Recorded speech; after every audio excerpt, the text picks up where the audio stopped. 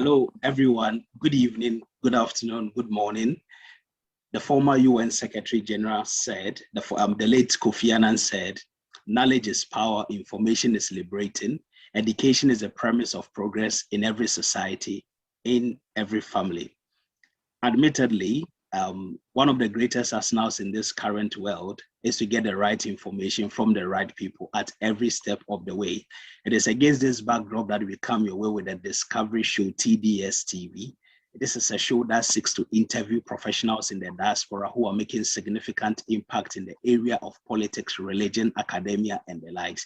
And so we seek to discover the successes, the challenges, and all the great things these people have achieved so far, so that together we can rise. And so this evening, this morning, this afternoon, wherever you are watching us from, we want you to join us on this journey. And so we want to plead with you to subscribe to our channel on Facebook and on YouTube. The name is the Discovery Show TDS TV. And I want to use this opportunity to wish all mothers in Ghana, Nigeria, US, and many parts of the world a happy Mother's Day. Mothers and people who are mother figures. And so God bless you for all your support for us and how far we've come. God richly bless you. And so on this special day, I'm privileged to be interviewing one mother figure, one very hardworking, very strong woman that I have known all these years. She is a Ghanaian trained nurse and currently studying for her PhD at the University of Newcastle in Australia. I'm privileged to be joined today by Gyamfua Ampofo. Amma, you are welcome to the Discovery Show TDS TV. Thank you very much, and happy Mother's Day to all those watching and all those who are mother figures, as you rightly said. And good morning, good afternoon, good evening, because it's morning here and it's evening in other countries. And I'm happy to be on the show and to have the opportunity to share my story and some challenges with all those watching. Happy to be here. Fantastic. I know you, Amma, but quite a number of people watching us may not know you. Who is Amma Gyamfua? Just tell us a little bit about yourself. Where were you born? Which schools did you attend? Yes, so I was born in Ofinso in the Ashanti region of Ghana, and Kumasi is our city. And I started with my primary education at Ofinso Training College. It's a teacher training, but it had a primary school attached to it. And that's where I had my kindergarten to class 3. From there, I moved on to Biafia Kenten School, which is no more because the founder died. And so the school is not happening at the moment. Then I spent a year at Biafia Kenten and moved on to Mofetro Girls Boarding School in Kumasi, where I continued from class 3 till completion of my junior high school. After junior high school, I proceeded to St. Louis Secondary School, now St. Louis Senior High School, and Slopsons, and the pace setters, where I read general science to be specific. From there, I moved on to Kwame Nkrumah University of Science and Technology, where I pursued general nursing. And after graduating, I went on to do my master's at King's College London, and now here in Australia to pursue my PhD. So that's just a bit of my my academic background. Yes. Amazing. Slope Sons in the building. Did you hold any positions throughout school, or even during this PhD period? Are you holding any positions at all? Yes. So when I was back in senior high, my father didn't allow me to hold positions as in the school positions, but then I had the privilege to head clubs. So I was the Red Cross president, which during my time we did quite a lot. We engaged people, and a lot of people came into Red Cross and were very vibrant on campus. And I was also the financial secretary for Young Investors. So it was a club that sought to advise students on how to invest. And I was the financial secretary. When I was in the university, in Ghanaian University to be specific, I was the electoral commissioner for the Nursing Students Association. And here in Australia, at the University of Newcastle, I'm currently the General Secretary for African Postgraduate Student Association. And so we represent the African postgraduate students to channel our matters and help solve issues that arise and also organize programs. So that these are the positions I've held and I'm holding at the moment. Fantastic. So you started making money way back in secondary school. I now understand, Amma. All right. Can you tell us a bit about your work experiences so far? Yes. So, as you know, in Ghana, work starts after university, mostly. So after my general nursing, I had my service at the General Hospital. And you know, in Ghana, for the general nursing, that time we're not absorbed. So I had to find my way. But during the service, I had the privilege to teach students at a family health training school. And that was the period that Vodafone Healthline call center had also started. So I had the privilege to be a health advisor till I finished with my rotation or my national service and left Accra. And after that, I was teaching at the nursing training college called Premier Nursing Training, and also practicing as a nurse in some private hospitals as and when they come, because at that time everything wasn't streamlined. And after my master's, after I came back from the UK, I had the opportunity to go back to Premier and later moved on because I needed to upgrade. Now I had a master's, so I qualified for other positions. And so I went on to lecture at Garden City University and was also practicing as a general nurse at Asnomaso Government Hospital. So I was blending the two. And also I used to work at Royal and Health College, where I was also tutoring. So my aim was to impart knowledge to students and also to offer my skills to help patients that came my way, which I managed to do to the best of my ability. I am not surprised, Amma. I have known you to be an extremely hardworking lady. So I'm not surprised that you've done all these at the same time. But I mean, having gone through the teaching system as a tutor or a lecturer, both at the nursing training level and at the university level, and also currently in your position, partly you contribute to teaching, processes or systems in the school. Have you identified any similarities or anything you've learned you think can help our educational system back home, not only in Ghana, but I think it may fit a lot of developing countries? Yes, so after experiencing teaching and learning in Ghana and teaching and learning in London and here in Australia, I feel the teaching methods in Ghana are not so bad. It's good, but it's more of the instructive approach whereby we give to students too much, but then we don't engage students in the teaching and learning process, which doesn't really help because we need to stimulate students to think and to give critical analysis of issues.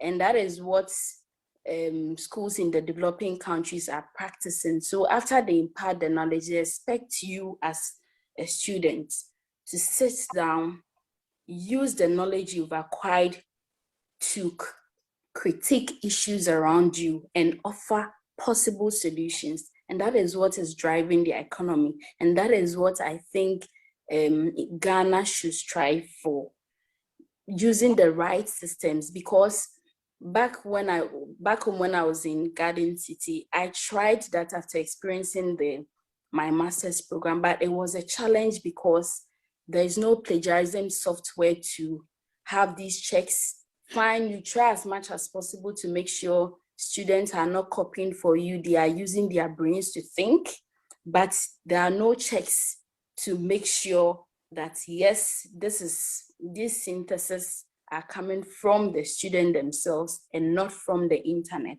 But then till we have such systems, I'm not sure we can improve upon our teaching and learning methods back in Ghana. Yeah. Fantastic. Thank you very much. Viewers, I'm reminding you again that you are watching the Discovery Show TDS TV here on Facebook and on YouTube. This is a show that seeks to interview professionals in the diaspora who are making significant impact in the area of politics, religion, academia, and the likes. My name is Precious Adadi Biodu, ably supported by James Kobina Opong, and I'm interviewing Ama Gyamfua Ampofo, a Ghanaian trained nurse and currently a PhD student at the University of Newcastle in Australia.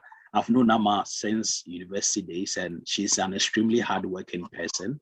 Ama, and viewers, please drop your comments. I'm going to read that for you as we go along, and pleading again to subscribe to our channel on Facebook and especially on YouTube.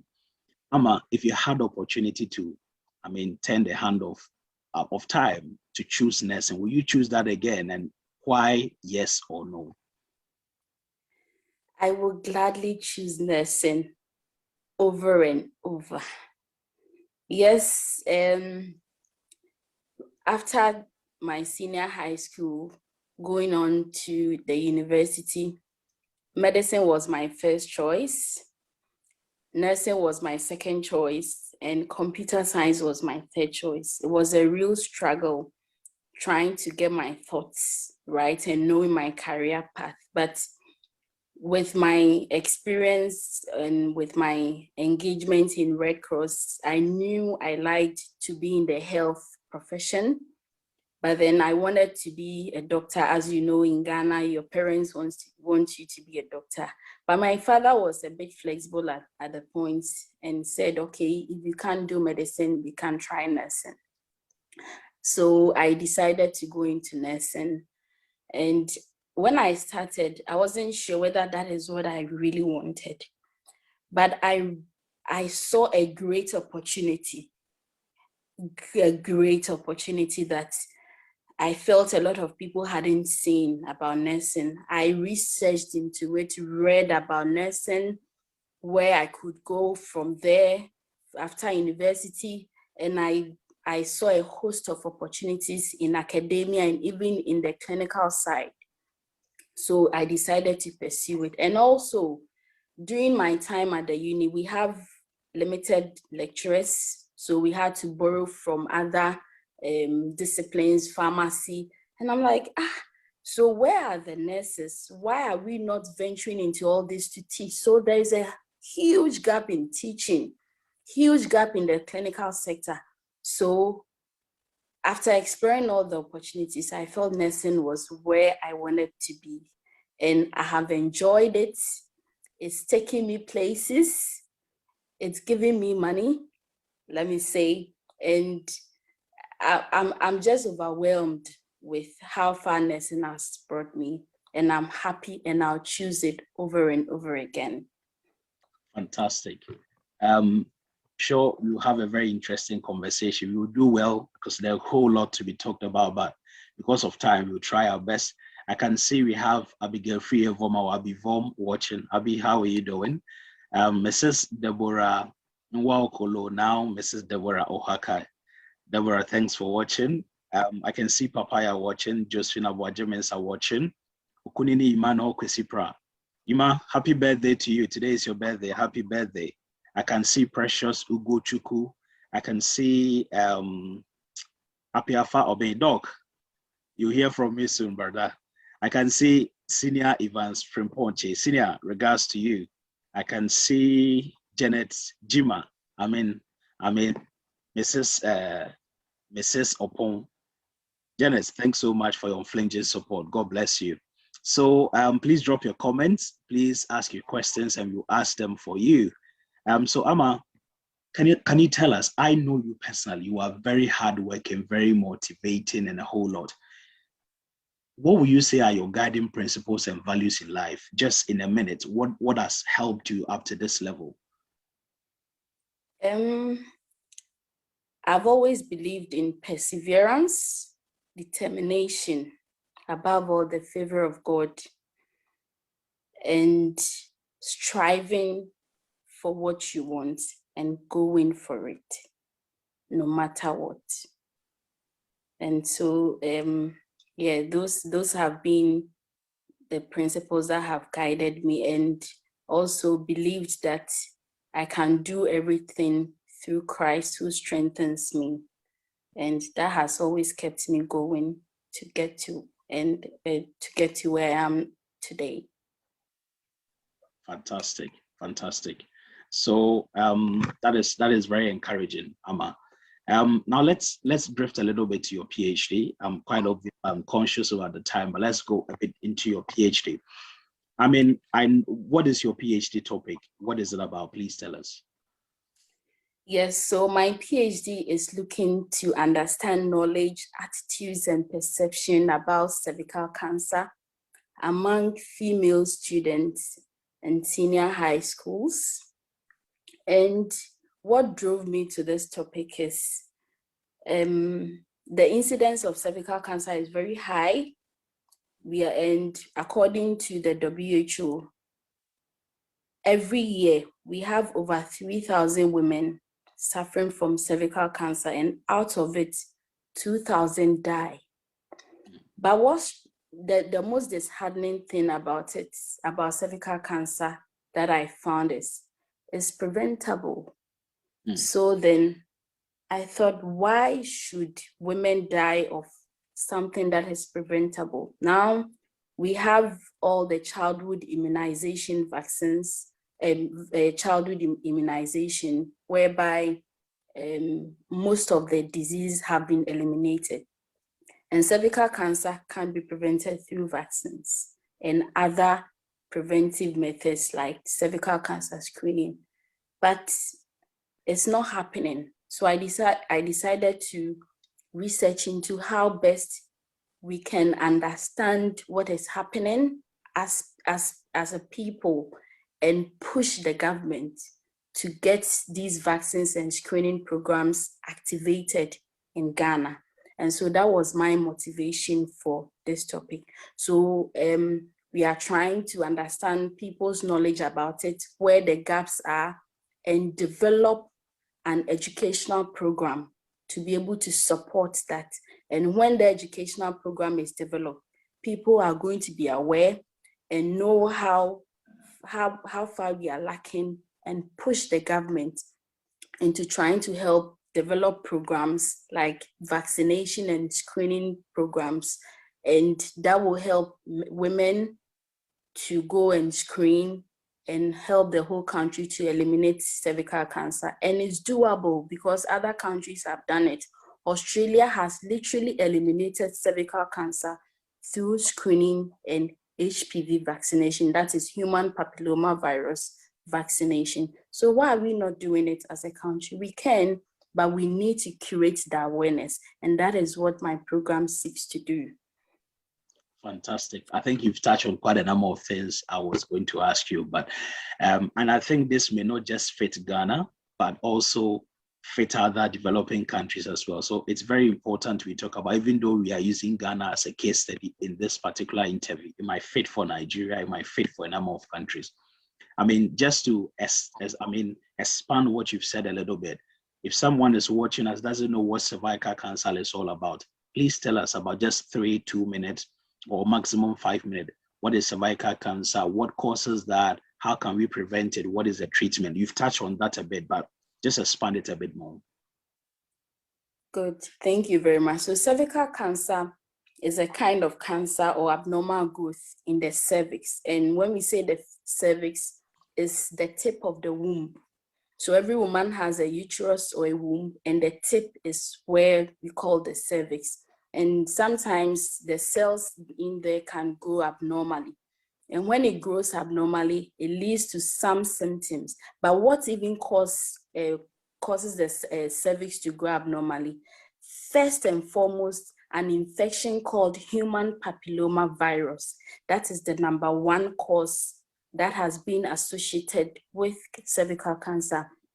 Also, research has shown that as we grow, or some women in some age brackets, especially around 50, but interestingly, in developing countries, this age group has come down a bit, such that in Ghana, we are having women between 25 to 34 years getting cervical cancer. And that is what even drove me, because around this time, most of those women are giving birth, they are in their peak, they have to educate their children. And so if this disease is affecting them, then something has to be done. Also, having HIV infection puts you at risk. Having sexually transmitted diseases puts you at risk. And early sexual intercourse puts you at risk. Early in the sense that if you had sexual intercourse earlier than 18 years, research has shown that you are likely to get cervical cancer. Also, smoking, and if you have a family history of cervical cancer, that is, if your mother or a sibling of yours has suffered from cervical cancer before, then you stand a high chance of getting cervical cancer. So when you get it, how do you know? Normally, there is abnormal vaginal bleeding. Abnormal vaginal bleeding in the sense that you spot in between periods. So times that you are not supposed to menstruate, you are menstruating. And as you go along your normal activities, you realize you are having some abnormal discharges, which can be malodorous. Malodorous means pungent smell, which is unlike your normal system. Also, there's something what we call a postcoital bleeding. That is, after sexual intercourse, you bleed. All these are signs of cervical cancer. And as it progresses, you realize you have back pain and pelvic pain and pain in other parts of your body. And so that is how cervical cancer presents, but it's preventable through screening. For the screening methods, we have two types. In Ghana, we have the visual inspection with acetic acid, whereby a device called speculum is put in the vagina, opened up, and acetic acid, which is vinegar, as we all know, is smeared on it, and a reaction comes. And when that reaction comes, we say you have a precancerous lesion, or it may be suggestive of an abnormal growth. We also have pap smear, whereby we take cells in the cervix and put it under the microscope to look to see whether some cells have changed. There are also new technologies whereby we want to also see whether the HPV or the human papilloma virus is present, whereby if it's present, then that means in future you are likely to have cervical cancer. So that is one part of the screening, for cervical screening as a preventive measure. Another preventive measure is human papillomavirus vaccination, whereby you vaccinate. The vaccination is for people between 9 to 26 years, but the peak time is from 9 to 14 according to WHO, and there's a catch-up period for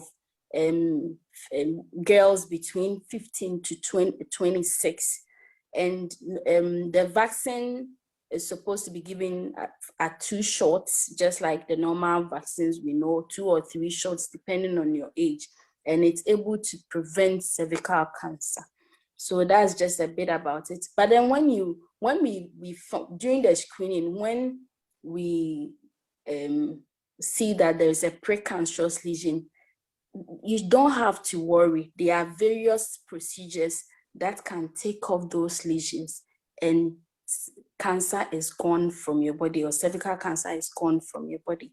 So those procedures are there, that when we see it early, a lot can be done. But just like any other cancer, if it's not detected on time, then it spreads and spreads and you die out of it. But this can be prevented as early as possible. Thank you. Fantastic, Amma.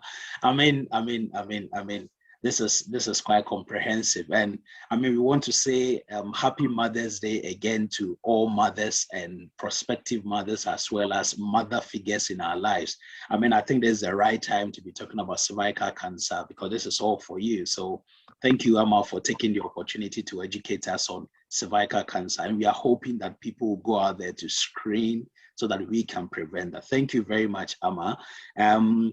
Thank you, viewers, for watching. I can see quite a number of people watching. I've already mentioned some of the names. I can also see, I mean, of course, one person I knew couldn't miss this particular interview is your own daughter, Irene Fosuhima Bosman. She couldn't have missed that.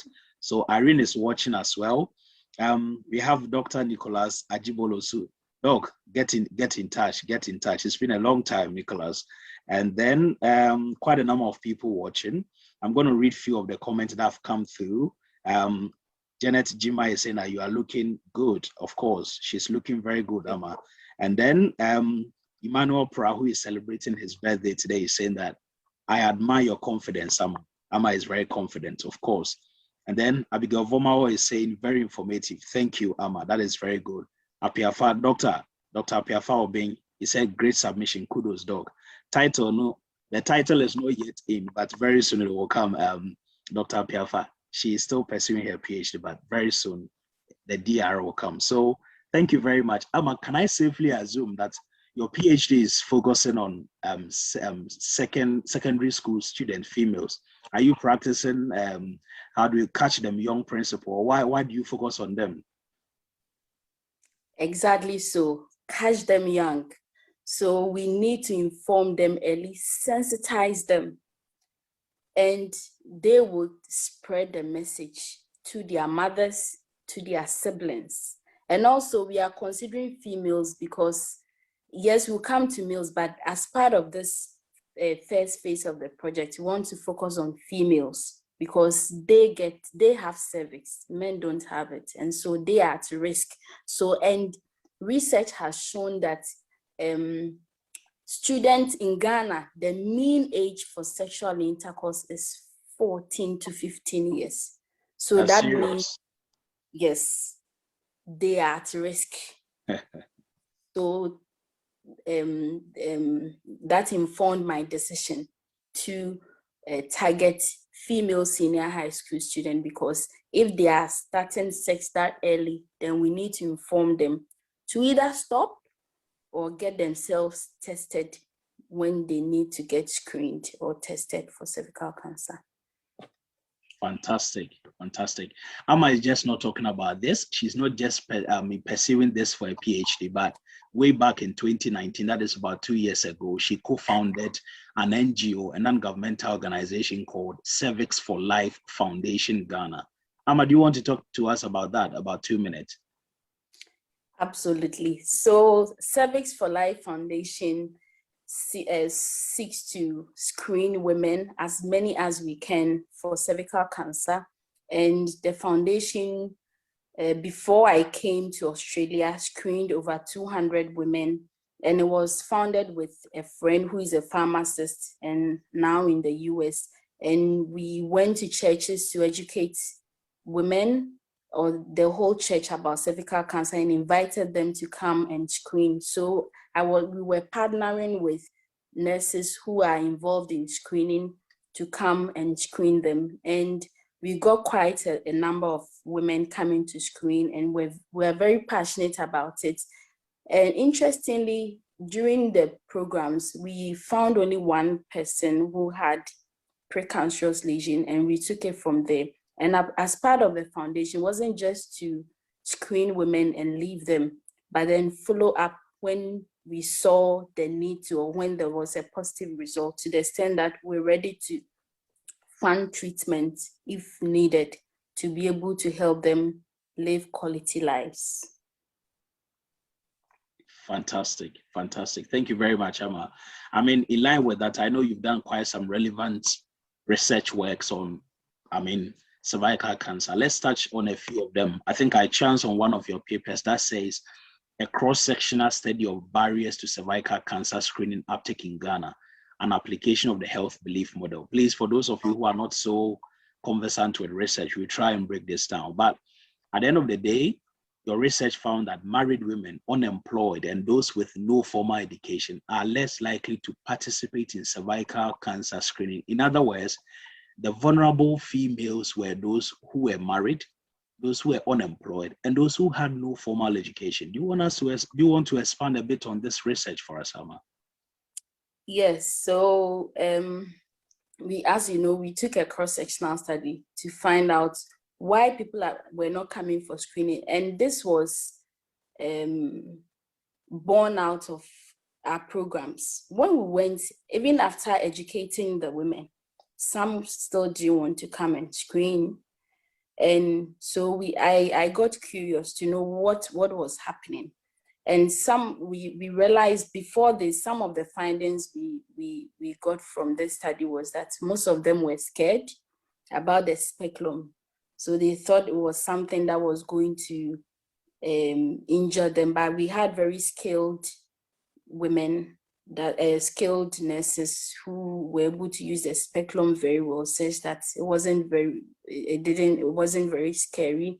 And so those were some of the main challenges that prevented women from screening. But as you know, we found that we also wanted to know the screening uptake, the prevalence of screening. And we found that married women didn't want to, and those with low formal education. And yes, we could agree that most of these could not read and write, so then they wouldn't know the essence of going to screen. And that makes education play a very important role in health and screening. And also, so married women, was interesting that they were less likely to screen. But we thought possibly because they would need to seek permission from their spouses. And if their spouse didn't want them to screen, then they can't come and screen. So we in trying to analyze it, those are some of the conclusions we came up with. And that even prompted the need to also find out women's understanding about cervical cancer, because if married women didn't want to, then it had something to do with their partners not allowing them to. And if their partners are well informed, then it makes our work easy for them to come and screen when they are invited. Yes, so. Fantastic, fantastic. So viewers, you are watching the Discovery Show TDS TV here on Facebook and on YouTube. You can do us this great favor on this Mother's Day. Please subscribe to our channel on YouTube so that as soon as we start any educative interview like this, you can be notified. So please subscribe to our channel on Facebook and on YouTube, please, and share with others as well. You can share our stream as it's going on right now so that other people on your timeline can also watch it as well. And my name is Precious Adadidudu. I'm ably supported by James Kwabena Opo, and I'm interviewing Amma Gyamfua Ampofo, who is a Ghanaian trained nurse, currently pursuing her PhD at the University of Australia, in either University of Newcastle in Australia.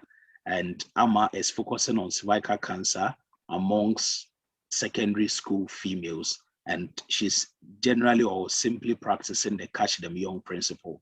So Amma, just to revert a little bit before we go into your master's and PhD journey and how you can, take us through this and tell us, especially prospective applicants, the tips, the trips, whatever you want to tell us, the scholarships available and all that. As a nurse, let's take this opportunity to also educate people there. I'm sure whilst you are practicing, in Ghana, you've heard quite a number of things about nurses in general, healthcare professionals in general, but nurses specifically because you were a nurse. Is there any of these you heard that probably you want to clarify with people who are watching us and may not have the opportunity to have the right information? What are some of the things you want to talk about, Amma? Yes, so I would like to touch on attitude of nurses, which became a very important topic way back in Ghana. And people thought nurses had a perception that nurses were very rude and didn't take care of patients and they didn't care. But and I think it stemmed from how communication is being given in the hospital. I think all patients think every female they see in the hospital is a nurse. We have various different employees. Some are healthcare professionals, sorry. So we have the cleaners, which we call orderlies. We have the enrolled nurses. We have the laboratory technicians. We have the doctors. We have the medical assistants. But once they see any female, the person is a nurse. And so sometimes it's maybe the cleaner was even rude to him or her, but would associate it to a nurse. But then I think this is also debatable. And I feel in most professions would have the good nuts and the bad nuts. Yes, I agree that some nurses haven't been very pleasant to some patients, but in all, it's not all nurses. Most of the nurses have come across or have worked with are so passionate, compassionate with their patients to the extent that we give them money. We care for them. Some come, they don't have money to even fund their, to pay for their medical bills, to eat. We normally contribute to help them. And at a point, I realized it's like, we get our salaries to take care of patients. And during my practice, we had to take care of a lot of patients because you had to give them medication, look at their faces, and you can see they haven't eaten the whole day. How can you give medication to such a patient? But then we had to literally care for them when they are in the hospital. So nurses are doing a great job, and I will plead with the public to be very lenient on us and to try and identify these, the different kinds of healthcare professionals, and not put all of us in one basket and say nurses are not good. I must say we are really good, and most of us are very compassionate and do our work well and relate very well with patients. So that's all I can say about that. Thank you. Thank you very much, Amma.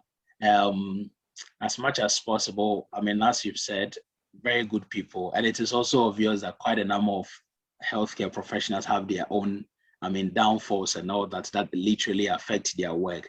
And of course, the system itself frustrates healthcare workers. So sometimes it's more like they're just transferring their anger and everything onto patient. It does happen sometimes because if you need to do something, you need to keep improvising, struggling, workload. So it's a whole, I mean, chain of problems. And I think each person need to tackle, or each institution or unit need to tackle his or her part. And I'm sure that will work. So thank you very much, Amma. There are a few more messages I'm going to read here. Raymond, a Japan entry, says, what a great academic trajectory she's had.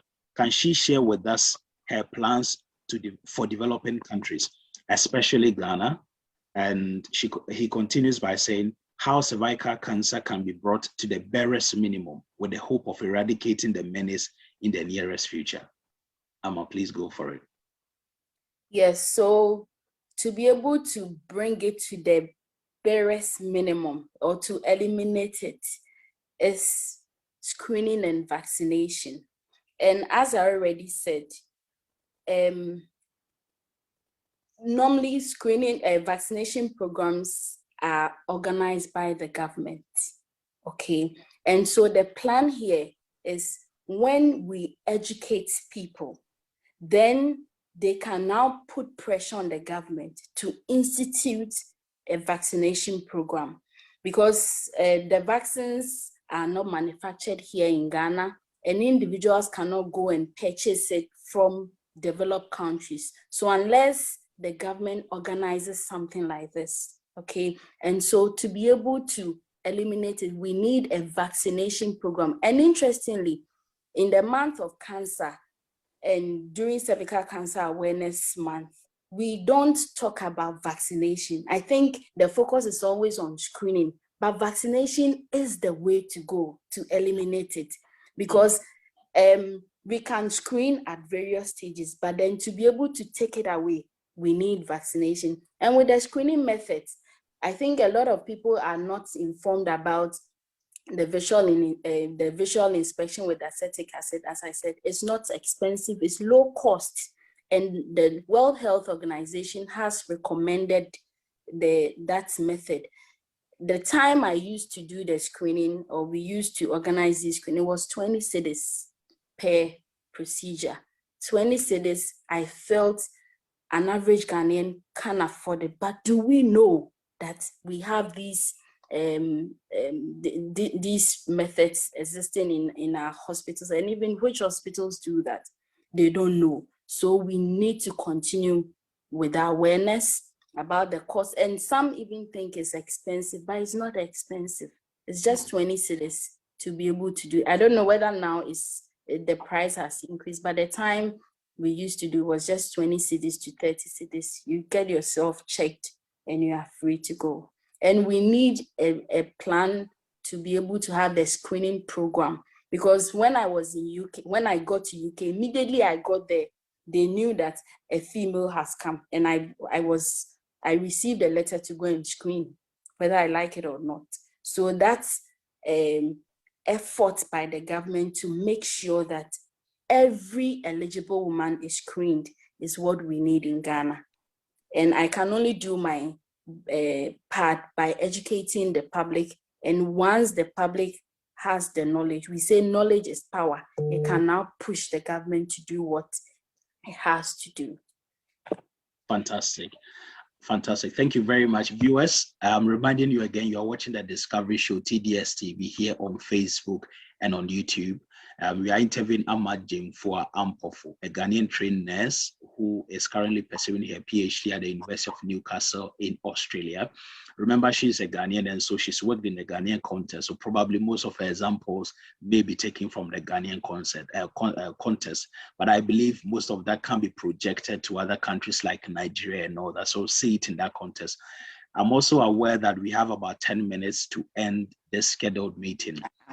The other things we want to talk about, like scholarships and application and all that, but I wouldn't bother if we don't go there. I wouldn't bother, because in our previous ones, we've touched on these things. And today is Mother's Day. So I'm happy for us to spend time talking about cervical cancer, because I see some more questions coming in, and I think it is prudent we spend time to talk about them. So I see senior man, Boachi Daniel Hales, senior doc, regards to you. Thank you very much for tuning in, bro. I see some Irene Bosman is saying that this interview has been a health education as well. And I mean, Irene is your own daughter, and Irene is also the only top fan of our page. So Irene, thank you for being the top fan of the Discovery Show TDS TV. All right, thank you very much for all your support. Precious Uguchuku says, nice one on cervical cancer. I see Evans Diodu, my brother, he says, nice program. And then I see Rebecca Tinakwa is watching as well. I see Gifty Amofa watching as well. Janet is saying, I feel like I am in a classroom altogether. Very informative. And then my brother, Dr. Boachi Daniel Hills, is asking, he's saying very informative. And here comes his question. Is the screening covered by National Health Insurance Scheme? Are the majority of the cervical cancer cases in Ghana usually diagnosed at late stage? If so, are there known risk factors for late presentation? Thanks again, Dr. Boachi, for your question. Amma, please go for it. Thank you very much, Dr. Boachi. So the screening is not covered by the National Health Insurance. That's the difficult part of it. So you need to pay for it. And so we need to incorporate it as part of the National Health Insurance. And most of the time, when it comes to the advanced stages, mostly women present in the advanced stage of the disease. But as to risk factors associated with the people presenting at the advanced stage, it means they didn't screen on time. So as part of some of your risk, lack of screening put you at risk of being of cervical cancer being diagnosed at a late stage. And that is how come most women are dying out of it, which is very unnecessary. Yes, so wow. Thank you very much for your question. You're welcome. I see Lucy Dapa watching. Lucy, regards to you. I see Uchu Chidima Veronica also watching as well. So thank you all for watching. If I've not seen your name to mention, please forgive me. That is not intentional. So Amma, let's try and see if we can do this scholarship thing in 5 minutes. If any other question comes, you revert and go back. Tell us, you came to the UK for masters and now Australia for PhD. Please use 5 minutes to tell us about any general tips you have for prospective applicants. Which other scholarships are you aware of so that people can learn from that, please? Okay, so for scholarships, mostly we have two ways of getting scholarships. We have the institutional scholarships and also scholarships being offered by schools. But normally before you get a scholarship, I think from my experience, one of the first things you need to do is to write the IELTS test. That is the International English Language Testing System, especially if you want to school in UK, Canada, and Australia, because that's the basic requirement. So get IELTS test done. Then whilst you are on it, you are searching for the scholarships. There are a whole lot of scholarships, and some of the previous interviews have mentioned it, but the ones I'll touch on is the Commonwealth scholarships. The Commonwealth scholarships comes in two phases. We have the basic Commonwealth scholarship, and we have one called the Commonwealth Shared Scholarships. That is what I used to study at the UK. But the Commonwealth Shared Scholarship Scheme has courses specific, depending on the university you want to go. So I think they brought the 2021 prospectus, and you need to check the various universities, the number of positions they are offering for scholarships, and the kind of programs they are offering the scholarships for. We also have the DAAD scholar, the DAAD, which is basically in Germany. I have friends who have had it and doing amazing. And we also have the CFAL scholarships, which I'm aware it happens in Australia, whereby you come on, and it's also course specific. And we also have the Chevening scholarship. But then to be able to get all this, as I said, the number one principle is to get your IELTS test. And also every scholarship wants to know how the scholarship is going to benefit people or benefit your country. And so as you plan on getting scholarship, be thinking about how the scholarship is going to make impact, and what do you want to create or add on to the world to solve our challenges. And these are the things every scholarship panel is looking for. They're also looking at people with leadership strategies or leadership qualities. And so normally as you do your write-up or you do your personal statement, it needs to demonstrate your leadership ability and how far the scholarship is going to help solve very practical. And I think the word is practical. Most of the time we theorize a lot, but then we don't look at the problem in practical perspective. So if I'm a scholarship panel, I'm looking at how feasible what you are trying to say is. So if you come up with abstract thoughts or things that cannot be done or things that cannot be practiced in our world, then I'm not going to give it to you. So I need people who are being very practical about the situation, presenting the picture or the burden of the problem and what's your master's or your program that you seek to do is going to help solve it, and how innovative it is.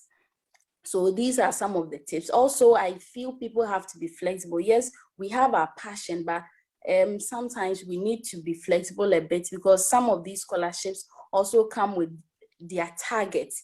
And now I feel a lot of the scholarships are gravitating towards cancers, and also because cancers are becoming a big problem, or non-communicable diseases like hypertension and other non-communicable diseases. So look out for that, be flexible in your thoughts, and find other ways that we think we can solve the world problems. And I believe we can get through to get these scholarships to study. And it's very good because it's normally a whole package that will cover your flights, your accommodation, stipend, and everything, and you don't need to worry at all. So get on to it, persevere.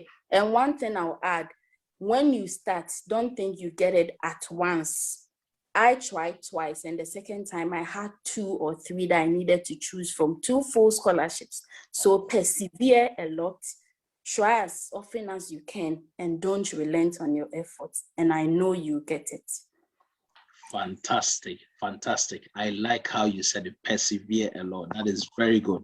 Pakwesi Armstrong says, Pakwesi, long time. He says, she never stops teaching. Amazing teaching session, madam.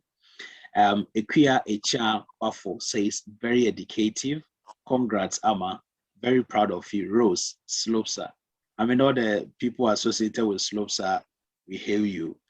And yeah, those are some of the few comments that have come in. I'm aware we are finishing very soon. So viewers, this is the Discovery Show TDS TV here on Facebook and on YouTube. We will encourage you to subscribe to our channel on YouTube and also on Facebook. And as you can see, as you've testified, this is a very educative program. Please share with other people so they can learn from that. You can watch our previous episodes as well. Those who want to pursue masters, those who want to pursue PhD, those who want to practice anyway. And as I said last week, we are bringing on people from different fields: engineering, medicine, business, politics, anything at all, as and when the availability can be guaranteed. It's not unfortunate, but we've had nurses coming through because they have been quite magnanimous to accept our invitation. That is why we have all of them coming consecutively. However, subsequent ones, as and when the other aspect of people we invite are able to accept it on time, we'll bring them on board. So please don't see this as a unilateral interview. A lot of people will come in. Thank you very much for sticking and staying with us. We appreciate your comment. We appreciate your view. Please do the further thing. Please subscribe to our channel on Facebook and on YouTube, so that it motivates us. It tells us that whatever we are doing, you do appreciate us well. So please do so and share with other people so they can watch. I appreciate all of you. I appreciate Ama. So once again, I can see Irene Bosman. I can see Precious Ugochukwu. I can see Josephine Abuajimens. I can see Okunini Emmanuel Kwesipra. I can see Evans Diudu. I can see Janet Jima and Mrs. Opo. I can see Dr. Wachi Daniel Hills. I can see Pakwesi Armstrong, Ekuya Echa Kwafo. I can see Dr. Piafa Obeng. I can see Josephine Abuajimens. I can see Deborah Ohaka, and all the other people who I cannot see at the moment. Thank you so much for joining us. Ama, unfortunately, because of time, we need to bring this to an end. But generally, what will you say to people on this Mother's Day? Happy Mother's Day again to all mothers, prospective mothers, and mother figures in our lives in Ghana, Nigeria, US, and across many countries of the world. Ama, what do you have to tell us in about 2-3 minutes? What are your concluding remarks? Yes, so on this Mother's Day, I celebrate all mothers. Our mothers have been amazing. My mother has taken care of me till this time, and I know everyone appreciates his or her mother biological step, or in whichever way. And as the program seeks to achieve, we need to make them proud. So this Mother's Day, make your mother proud. Go as high as you can, persevere as hard as you can, and make them very proud to have brought you. Today, my mother was very happy about my achievements, and you can do so. So take all these tips on board, work at it, and you are going to make yourself happy, make your mother proud, make your community proud, and make your country proud. whichever country you are coming from, Ghana, Nigeria, Zimbabwe, South Africa, US, Australia, or wherever you are. Make your country proud and make your work or your research or your contribution count. Thank you very much. Thank you, Amma. And Evans Jodu says, very educative program. Proud of you, brother. Josuna Wajimesa, who is a slope son, says, slope son to the world. Amazing work, Amma. Well done to you both. And then my brother, Steven Adombiri, Steven says, thanks for yet another great session on TDS. Mates, thank you very much for your support. And thank you, everyone. Thank you, Amma, for accepting our invitation. This is too early in Australia, but you accepted to sit with us, tonight or this morning at your end for this interview. And we don't take it lightly. Thank you so much. We really appreciate all the good works you're doing. We pray God will take you to greater height. Myself and all those who know you, including our Bossman and all those people, know you are very hardworking, very motivating. You break boundaries and you go beyond what people usually will give excuses. And we want to encourage you that keep going, keep motivating people, keep being a mother figure in the lives of people who come across, and keep persevering. And surely you get to wherever you want to get to. God bless you, viewers. God bless you, and catch you another time next 2 weeks. God bless you, Amma. Thank you so much, and have a good morning, Amma, and good night to our viewers, and good afternoon wherever you are watching us from. And the last message from Lucy Dapa says, proud of you, Amma. Lucy, thanks for watching. God bless you. Thank you, Amma. Bye.